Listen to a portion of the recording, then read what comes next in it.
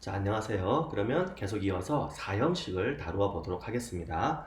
자, 사형식 역시 우리말에는 없는 형식이라고 했어요. 그래서 이 사형식은 특이한 게 우리가 뭐 해석 실제로 하면 큰 문제는 없는데요. 한국어에 없기 때문에 우리는 이 사형식을 해석할 때 우리도 모르는 사이에 사실은 삼형식으로 바꾸어 해석하는 거와 동일하다는 특징이 있습니다. 그래서 사형식은 같은 뜻을 가지는 삼형식 문장이 존재하는 거죠. 즉 영어로는 문장이 두 개인데 한국어로는 하나인 그런 이제 구조이고, 그래서 이제 사형식을 삼형식으로 옮기기 해서 우리 이제 선생님이 여러분들에게 나누어졌던 그 교재에 그렇게 나와 있는 것이고요. 여러분들 보시는 교재에 나와 있고, 그럼 우선적으로 사형식 구조부터 살펴보도록 하겠습니다. 자, 사형식은 주어 플러스 동사 그리고 간접 목적어 그리고 직접 목적어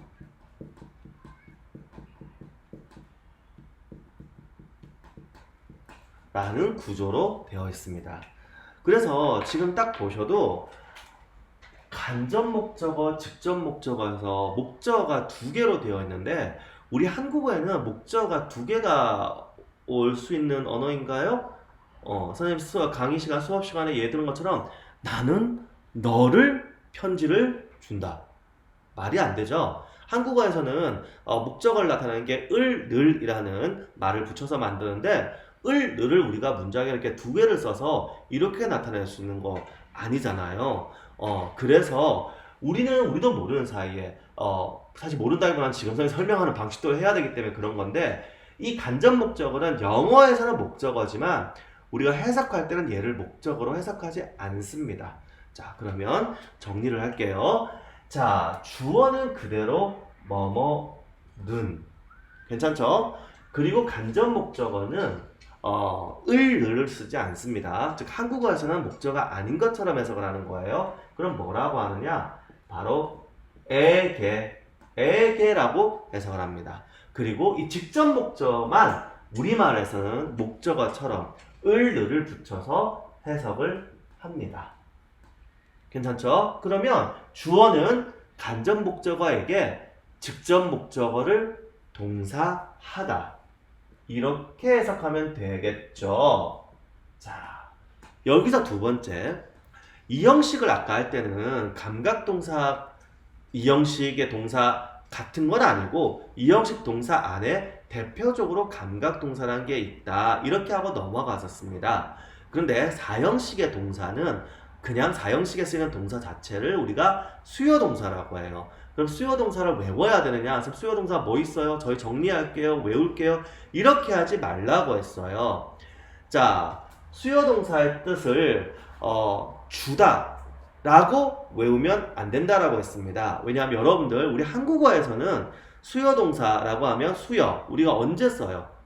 상장을 수요하다, 이거 말고는 들어볼 일이 없어요. 선생님 그 수업 시간에 얘기했던 것처럼 이 영어 문법 용어에 여러분들이 막 너무 스트레스 받거나 할 필요가 없다. 이건 과거에 만들었던 것이고, 또 이제 그 영어, 그러니까 외국어로 되어 있는 용어를 번역하는 과정에서 우리가 일상생활에서 쓰지 않는 말을 쓰기도 하고, 더군다나 수요 동사라고 하는 것은 우리나라에 있는 개념이 아니라 우리가 이제 영어 처음에 문법이라는 게 이제 일본 쪽에 영향을 받다 보니까 일본어에 뭐 수수동사도 있고 이런 거가 있는 게 영향을 받은 거기 때문에 그걸 그대로 글자 그대로 여러분이 파악하실 필요가 없다라고 했어요. 그래서 이건 그냥 우리말의 뜻으로 여러분을 외워달라고 했습니다. 수요동사가 뭐 수요하다 이런 게 아니라 주다가 아니라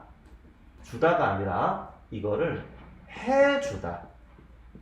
분명 선생님이 다르다고 그랬어요. 주다에서 물건을 주다 개념이 아니라 우리 한국어에는 먹어봐, 즉 해보다, 해주다. 또 좀 안 좋은 말이지만 해서 죽겠네. 그죠? 이거 다 두 개가 합쳐졌는데 이때 각각이 동사의 의미를 다 가지고 있는 개념이 아니죠. 그래서 국어 시간에 여러분 뭐 더 다른 자세히 배우겠지만 선생님이 그건 설명 안 하겠지만 결국 영어로 굳이 치자면 같지는 않습니다. 우리가 동사로서의 의미를 갖는 부분은 이 부분이고 이거는 더해지면서 마치 영어의 조동사인 것처럼 이렇게 함께 쓰는 개념이거든요. 그러니까 이 주다는 방향을 나타낸다고 합니다. 그러니까 우리가 물건을 주는 개념이 아니에요. 그래서 어떤 동작을 하는데 그 동작이 누군가에게 이렇게 주어가 이 간접 목적어, 이 경우에 간접 목적어에게 해당하는 동작을 하고 그 동작에 같이 그 대상이 되는 거, 그러니까 그게 직접 목적어인, 말로 설명하면 굉장히 지금 난해한데 직접 보시면 간단하죠. 그런 걸 얘기합니다. 자, 직접 보시면 이런 거죠. 예를 들어서 여러분들이 자, 이런 거예요. I'll show my friends the picture. 이렇게.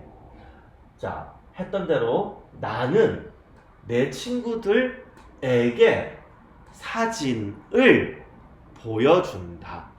네, 우리말 보여주다라고 지금 해석을 했죠, 그죠?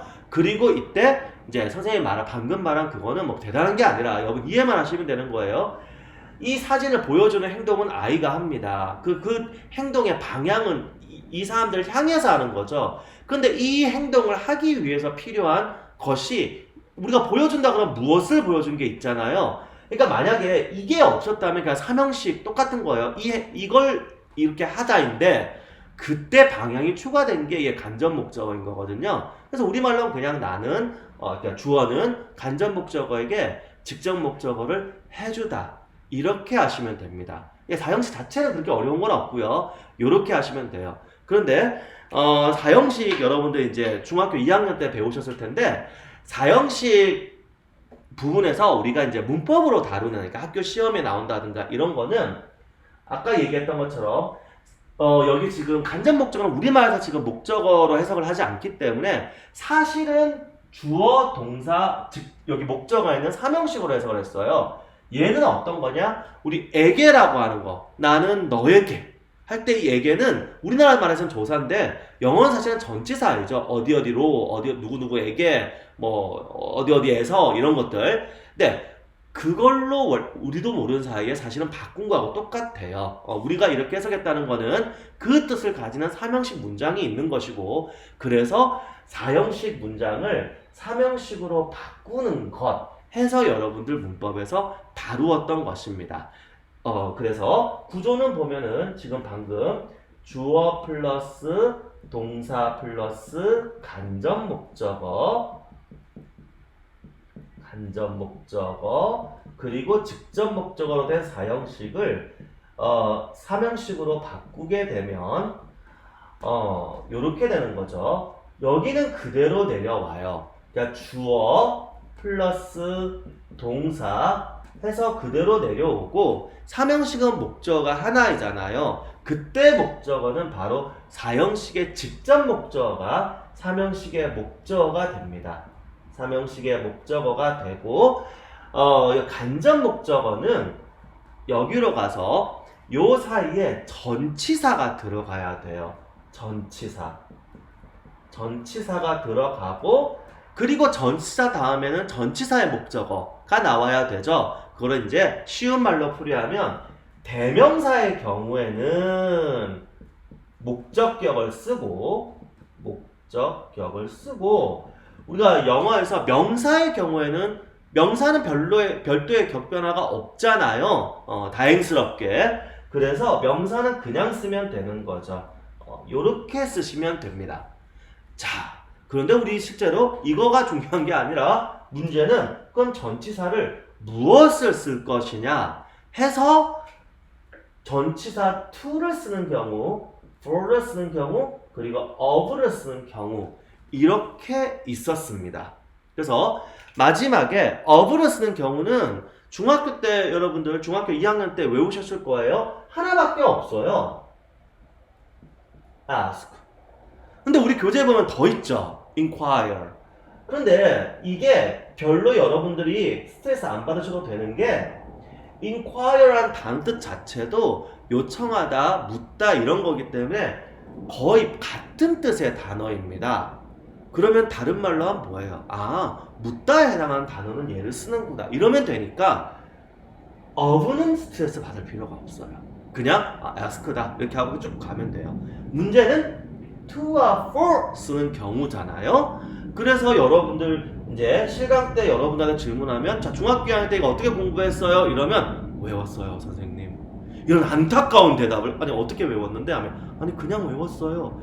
이런 아주 안타까운 대답을 하시죠, 그죠? 자, 여러분들 그 책 같은 데는 사실 선생님이 말한 것처럼 이유로 설명하지 않기 때문에 그럴 수가 있어요. 자, 여러분들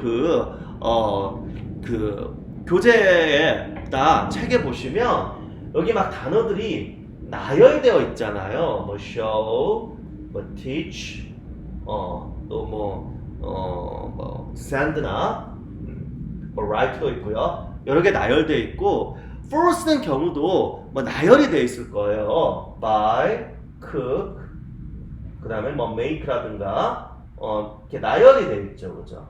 cook, make.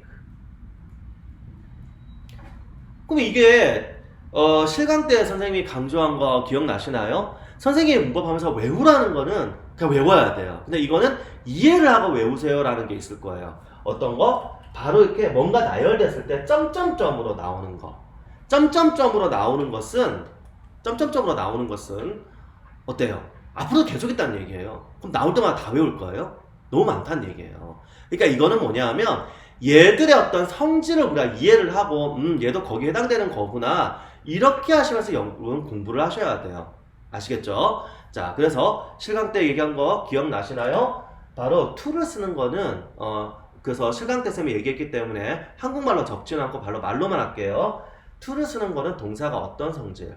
바로 상대방이 있어야만 의미가 성립하는 거. 그러니까 여기 우리가 사역이 아니군요. 여기 우리가 수요 동사라고 했는데 누구누구에게 뭐 행동의 방향 이런 셈 얘기를 했잖아요. 그러니까 동사 뜻 자체가 애초에 그 의미를 가지는 거예요. 자, 주는 거, 보여주는 거, 가르치는 거 상대방 없이 가르쳐 줄 수 있나요? 그러니까 사전을 찾으면 뭐뭐 하다인데 우리 수요 동사 때는 해주다라고 이렇게 해석이 되거든요. 그럼 가르치다, 가르쳐 주다 지금 둘 다 되잖아요. 그게 의미가 다르니? 그죠? 누구누구에게 가르치다, 누구누구에게 가르쳐 주다. 상대방 없이 성립이 안 됩니다. 선생님 그래서 우스갯소리로 얘기했죠? 선생님이 어디다 길에 가가지고 학생도 없는데 혼자서 책 들고 막 허공을 향해 가르치면 그 가르친 게 아니에요. 그거는 높은 확률로 누가 신고를 할 그런 행동이죠. 그래서 이런 단어들은 to를 써요. 그런데 for를 쓴 거는 어떤 거? 원래 정상적인 삼형식, 그러니까 간접 목적어 이런 거 없이 그러니까 누구에게 해주다가 아니라 그냥 주어 스스로 그냥 행동을 하는 거예요. 혼자 가서 물건 사는 거고 요리하는 거고 그 다음에 물건 만드는 거예요. 그러니까 그냥 뭐뭐 하다였죠. 그런데 이게 정상적인 삼형식으로도 쓰였던 것이 사형식이 되면서 하다가 아니라 해주다라는 뜻으로 쓰이는, 그러니까 두 가지가 다 되는 거죠. 사주고 요리해주고 만들어주고 이런 동사들을 사형식인 상태에서 삼형식 바꿀 때는 전치사를 for를 쓴다. 쌤이 강조를 했습니다. 그래서 요렇게 우리 영어 문법은 선생님이 개인적으로 그런 걸 그래서 싫어해요. 왜냐면 외울 거 이거 아니고도 많잖아요. 그런데 막 그냥 설명도 안 해주고 보면 야 이거 쭉 이렇게 해서 이거는 이거지 자 가려놓고 그거는 뭐야 외워봐 이러면은 재미없지 않아요? 그죠? 그러니까 그런 거 말고 선생님이 이렇게 계속 수업하면서 이유도 얘기해주고 가능한 한 좀 여러분들이 이제 쉽게 좀 재미있게 할 수 있게 노력을 할 테니까 여러분도 대신에 그렇다고 외우지 말란 얘기가 아닙니다. 선생님 얘기를 듣고 그래서 그런 거구나 쉽게 좀 외우자 이런 식으로 해서 여러분들이 받아들여 가시면 될 것 같습니다. 자, 이렇게 4형식을 하고 그리고 나서 다음 시간에 5형식을 하도록 하겠습니다.